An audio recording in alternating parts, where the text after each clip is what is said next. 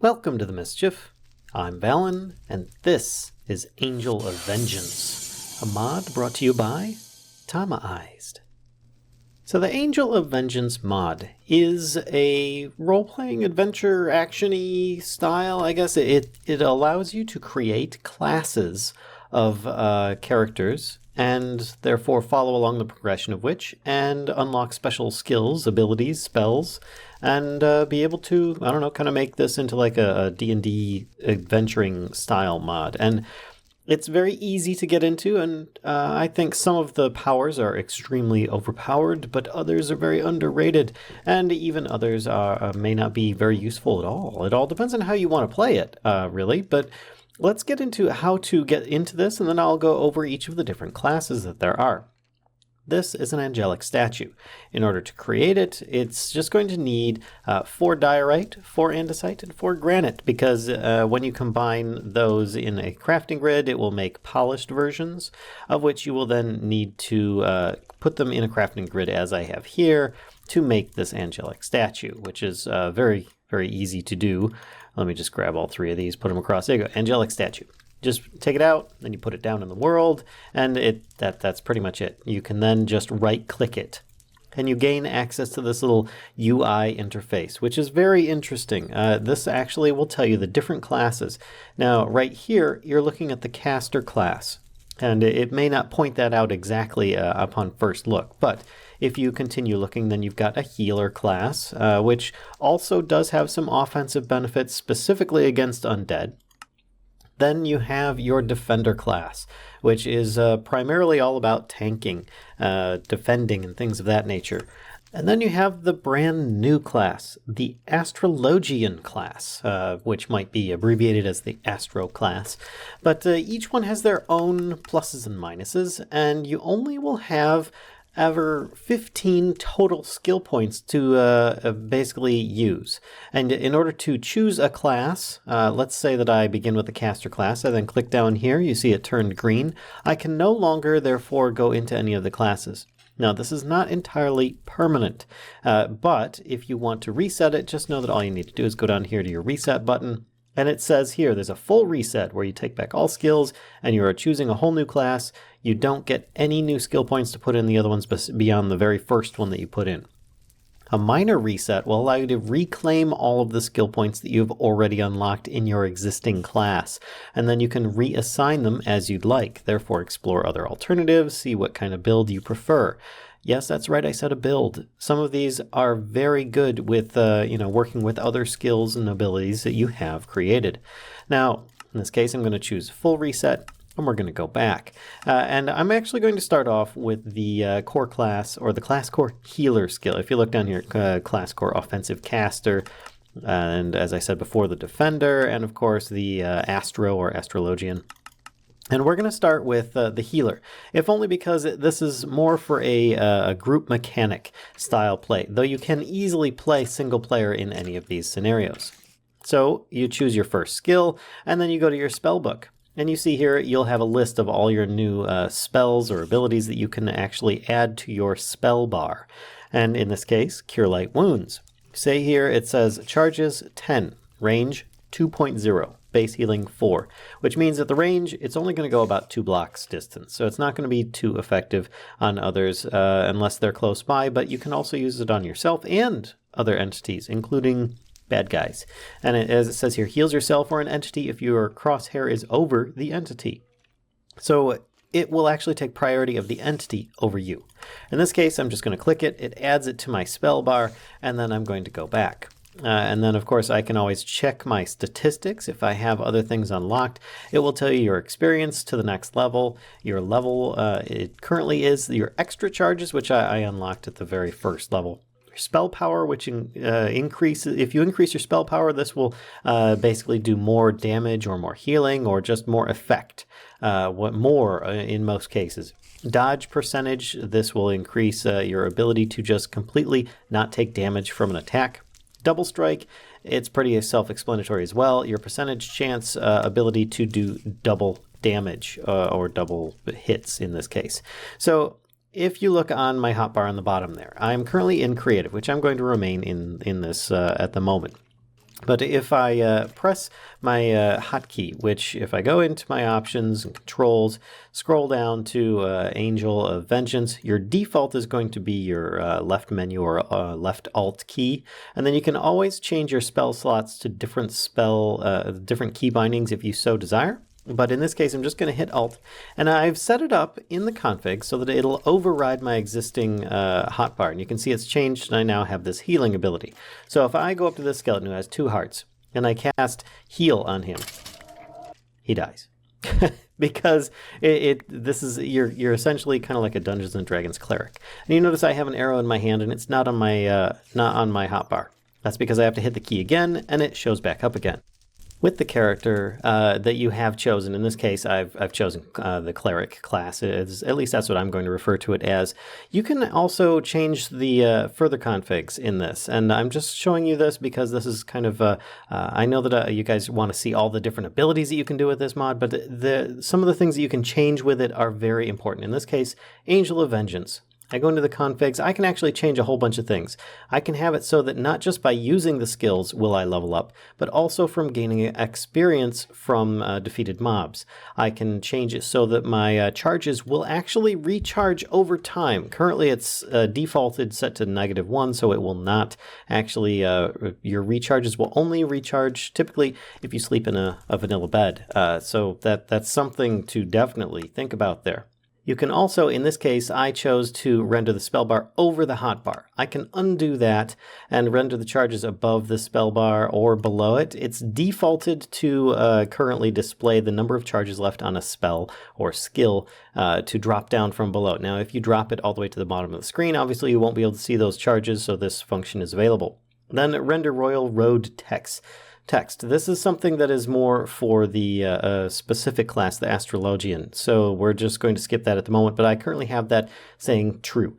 Now, I find that this is very useful personally, and the render spellbar over hotbar, I like that because I want it to be at the bottom of the screen. But if I choose another option here, like reposition elements via UI, you see that I have this big blue spot here and this big blue spot at the top here.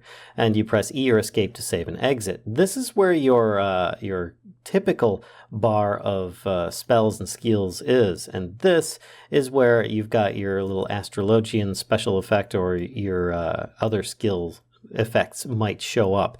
And if I hit escape, it saved it. And then if I hit Alt, you'll see that it's currently still overlaying it. So I need to change the mod options back. So I don't want it to render over the hotbar. And then when I go back here, you see it's at the top of the screen. Now that big blue blob that was on the screen up here on the top right, that is for the Astrologian class. We will go into that later on, but for now, just know that it's there. And I'm going to actually redo my settings so that they'll recover over my hotbar. Now I have leveled myself up to maximum level for the core class healer, and therefore I can choose all sorts of different abilities now, but each one is dependent upon previous requirements. If you see here, requires that I have to be at least level 3 and I have to be a core class or a class of healer. So therefore I can choose that, and then that unlocks the next one, which unlocks the next one, and so on. And some of them, if you look at the very top here, heal requires 12 points spent in the tree in total, plus it requires cure critical wounds, which is here, and that requires 8 spent total. And this one requires 4 spent total, plus the previous versions. So therefore, I currently have 5, 6, 7, so that's not enough to unlock cure critical wounds. Let's try cure blind. There we go, and now I can unlock that one, can unlock a few others, and then I eventually can start unlocking even more abilities and so on. Now, something that you should know is that there are some general abilities that you'll find on almost every class. You'll notice that there are some different things that they share similar, looks, but they are pretty much the charges and perhaps the spell power or potency or something of that nature. The charges will allow you extra uses of these because by default, if I go to my spellbook here and I start putting a bunch of these different abilities on my hotbar here, I then bring it up. You can see that I have these numbers, 16, 8, 10, 14. These are the number of uses I have before I can no longer use them unless I have currently changed things in the config, in which case I would have to sleep in a bed, which it would probably have to be nighttime for that to happen, and then I will regain all my charges. If you spam these as soon as they are ready, I use that, it's going to be usable again in another 3 seconds. There we go. In an attempt to try and just gain levels, it will give me less experience over time. So therefore, just spamming these all the time is not going to work, but using them often enough that you need them is going to be useful. Now looking at the class core healer, therefore you've got a whole lot of different abilities, some of which I also had mentioned may overlap with others. This is going to be one of them, Selective Focus. And the reason I bring this one up first is because it's something you should know before you start spamming stuff on other people. And that is that you can actually target friendlies with negative effects and fire and bad things, and you can target bad guys with healing and all sorts of good love that you probably don't want to spread. So if you choose this option, which it is very high level up there, your spells will no longer affect monsters if they benefit from the spell, or friendly players/creatures if they would be harmed by the spell. So therefore, if it's intended to do damage, it will not hurt friendly players. If it's intended to heal people or give a benefit or a boon, a positive status effect, it will no longer be bestowed to aggressive mobs. So therefore this can be extremely useful in a party environment, and each one is pretty much going to have that available as an option on there for a high level. So I do recommend you choose that if you are traveling with your friends when playing this. It's something that you probably should sink a skill point into. But as I showed you before, you see I've got a whole bunch of skills unlocked. If I choose to reset my skills, I can do a minor reset. And then I can go back, and I still have all of my skill points up here on the top left. Skill points 14, and I've spent one because I am still a healer. So that's how that really works. Now, if I choose the rest of these skill points here, let's just unlock a whole bunch of these abilities. We've got everything that you're going to want to do here. So in this case, I chose a route that does not actually add any extra charges, and I also chose something that does not actually increase my spell power. And if you look here, it says like spell power plus 10. Plus 10, plus 10, plus 20. Each one of those that you choose will add about 10% to its effective power. So if you're doing, let's say, 10 hearts of healing, and you add plus 10 spell power, you would be doing 11 hearts of healing. Now that's an extreme example, but it's just so that you can understand better what the spell power represents. Now, if I go into the charges, that just gives you an additional cast before you have to go to sleep. But if you go with your core abilities, they sometimes will add some by default, like this one here, Healer Core 2, plus 10 spell power. The next one here, plus 10 spell power and plus 1 charge. So it's kind of a combination of both spell power and charges. Then you've got another one that does the same thing. And then the last one, plus 50 spell power and plus 3 charge. So therefore it's something that's really, really good in general. And it does require maximum level and of course a healer core level 4. So you have to have gone down this tree line. Now, if I go to my spell book, you can see the different abilities. Of course, you've got your cure spells, cure light wounds, cure moderate wounds, serious wounds, and of course, cure critical wounds. These are all going to be able to cure you or an ally or just an entity, depending upon how you chose it, and also allow you to do some damage to undead, which most of your healing will be able to do so in this class. Positive Energy Burst heals everything around you, including you, and cures all harmful effects, deals damage to undead as well. Positive Energy Burst is very strong. It's an area of effect. So it's just basically going to be a mass healing in an area with a range of 20. It's very good, but it's going to have less charges than, let's say, Cure Light Wounds, which is going to have 10 uses at a very close range. So those are to be used sparingly. And here's something else. If I were to put both of these on my skill bar, and I use one of them, all right, I used it. You see it's ready again in just a couple seconds. I use this big area of effect heal. It will last another like 20-30 seconds before I can actually cast it again. So sometimes those really big spells may have a little bit of a time sink that you're going to have to wait for and be aware of. Now, Positive Energy Aura creates an aura around yourself to heal you and everything around you for a period of time. Let's put that in place. And this one here, and you can see it starts creating this big yellow like kind of particles around me. This follows me, whereas the previous one, if I cast this, it just was in the area that it was. This one follows with me as I go, and therefore can be much more useful, has a lot more charges, but it also has a much bigger recharge before it's going to be available again. Then if I go back to my spellbook, we've got Cure Poison. Guess what? It will allow you to cure the poison of you or a friend. Same with Cure Blindness, Cure Wither. These can be very useful, especially if you're going through fighting a lot of witches in an area, or just a poison-heavy area, or perhaps a dimension that has a lot of poison-inducing enemies. Wither would be very useful in the Nether, or just fighting the Wither. Then you've got Cure Blindness, which is just going to be something useful if you have enemies that are doing that, and so on. Invoke Mass is going to be something else. While active, certain spells and abilities have double range and are cast as an area of effect. So this one is an on-off button. Let's do that plus the Cure Wither, shall we? So Cure Mass. If I choose that, you can see I've turned it on. It is now kind of like this teal color. It just stays that way. It doesn't have charges. It's an on-off option. And so now this will no longer cost just one charge. It will cast two. It will cost 2 charges in that case. So therefore I have cured Wither on, well, one of these lapis blocks here, and it will be a while before I can do that. But it also casts it in an area of effect, which can be really, really good. So some of these you'll just need to understand that there's a higher cost, but also a much greater benefit. So if you're traveling in a party of like 2, 3, 4 people, you could actually start spamming out a bunch of area of effect skills. Invoke Mass, well, this, like I said, this here says it can be cast as an area of effect. And therefore you can cast your single healing spells, like your regular Cure Light Wounds that I had over here. You can have that cast as an area of effect as well. So, but these guys are all hostile to me. All right, so in this case, I have actually created a different build. I did not do any of the other single effects. I was like, you know what, who cares? Heal, big deal.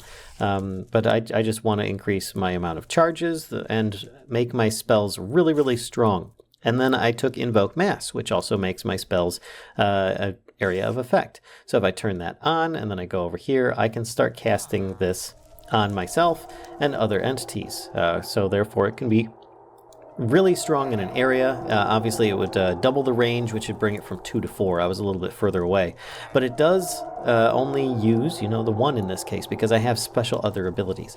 But it's just really good that you can customize this as you want. I just went in here and reset things, made it so that my very weak spell can perhaps do a lot of healing, and therefore I don't need to focus on getting myself all of these different healing spells that could potentially be exactly the same. So enough about messing around with the core healer class. Let's get into the offensive caster. All right, so the offensive caster has a lot of, low-level difficulty, high-level overpoweredness. So you start off with your basic offensive caster spell, which is very easy to use. You just right-click and you shoot a zap of energy, and it'll shoot. It goes a little bit slow. I mean, it's not as fast as, say, an arrow, but it does have its distinct advantages if you can make it strong enough by increasing your spell power. As I have here, I put a lot into spell power instead of charges. And by going over here, you can see Nimbus Ray has a range of 20. You've got your Searing Light, which is next. It doubles the range and the speed. So this is going to go a lot faster. Damage is doubled on undead targets. So allow me to therefore use my Searing Ray. Perhaps I can get close enough to this guy. We're going to try and shoot him. And he moved out of the way a little too fast, but we might be able to get him again. Oh, nope. You can see how this is a bit finicky. Your single shot targets are very slow to use, but you might be able to hit them if you can target them fast enough and not die. There we go. I finally got a hit on him and he died, but now I've got other problems. As before, it's also very important to note that damage is doubled on undead targets, so therefore those skeletons were just being one-hit shot. But as you saw, it was a little difficult to try and aim at them. So that's why I was saying early levels it's very difficult, because your Nimbus Ray and your Searing Light are both your early level stuff, as well as Flame Strike. Now, Flame Strike is actually somewhat impressive here, but it is limited in its uses. For instance, let me spawn in a zombie over here. There we go. And I will use Flame Strike on him. Flame Strike. Boom. But you see, he's He was protected by that. Reason being is that it has to have clear space to the sky, or at least a decent distance above him needs to be open for that to happen. So you see there, he's got to have like about 10 to 20 blocks above him needs to be exposed, because this is actually underneath. Let me stand over here. This, oh no, I thought it was underneath there. I guess it's not. So if I cast it over here underneath this area, there we go. So you see, it does need to be like about 10 or 20 blocks space above the character for you to be able to shoot them. But then you can actually hit them, set them on fire. It will actually kill enemies and drop cooked versions of their stuff. So that can be really cool. Then you get into some really, really, really strong stuff with your Blade Barrier, which can be excellent. Cast this, and it will just launch out a whole slew of these swords that just kind of spin around doing massive amounts of damage. And I mean, it'll pretty much just take out most things very easily in an area. You can see they have to actually walk through the area. If I run into it, I'm safe, but the enemies are not. So therefore, it's just kind of like this little safety zone. And it will stay up for a very long time. This can be really strong if you're trying to clear a room and you've got a massive area of dudes coming at you. It's really good. And then you get into your pretty much one-shot kill stuff. You've got Slay Living. Destroys a living target. Does not affect undead or bosses. So this is your answer to those that are not undead and are running around, like spiders, for example, or creepers. If the target has more than 4 health, though, they have a chance to take half damage. For more health, the more health they have, the better the chance that they're going to take half damage. And then you've got Destruction, which is very similar to this as well. Outright destroys a target. And it works on undead, but not on bosses. So you can't just one-shot bosses with this. But if the target has more than 8 health, they have a chance to take half damage. So let's run over here, and we'll use our Slay Living on this guy here. Nothing happened. But if I use my other ability, Destruction, he pretty much is just killed outright. Now, if I bring back something else in my inventory, there we go. We've got some chickens. I'll put down a chicken here, and I just Slay Living. There we go. Just right click, and he's pretty much dead. So it's really, really interesting and good. You just have to be able to choose the ones that you need to use for the certain situation. Then you've got Implosion. This is also about as strong as Blade Barrier, but not as long-lasting. Now, it's got a very short range, but targets around you begin to implode after a short time. So if they have more than 14 health, which is 7 hearts, then they have a chance to take half damage as well. And it's just really interesting. We'll bring out a bunch of chickens. We'll bring out some zombies as well. And then I will cast this. And you will see the crazy effects on these guys, and they all start taking some serious damage and dying. I mean, it's really cool. Just a lot of the fun you can have with this mod is good. Then you've got, of course, Leap of Faith. You're able to leap through the air to bring the fight to your enemies or traverse chasms. It's really just kind of like if you're familiar with Tinker's Construct or Astral Sorcery's Vortex Wand or grappling things, it just kind of launches you in a direction, and it launches you further if you're running that way. So I'm going to try running. And I also got kind of a slowing feather fall there at the end, which is really cool. So therefore you can just get this kind of like a launch off of something or a boost. You can shoot up into the air a little bit, but it's really good for just kind of launching about 5 to 10 blocks in the air, especially while you're running. So I hope you guys enjoyed this bit by bit on Angel of Vengeance, brought to you by Tamaized, the mod maker of this wonderful mod made for adventuring with your friends and unlocking and learning new skills and abilities. If you did enjoy this, be sure to give a like, comment, subscribe, and as always, be sure to spread the mischief to others if you think they'll enjoy this content too. And until next time, folks, I'll see ya.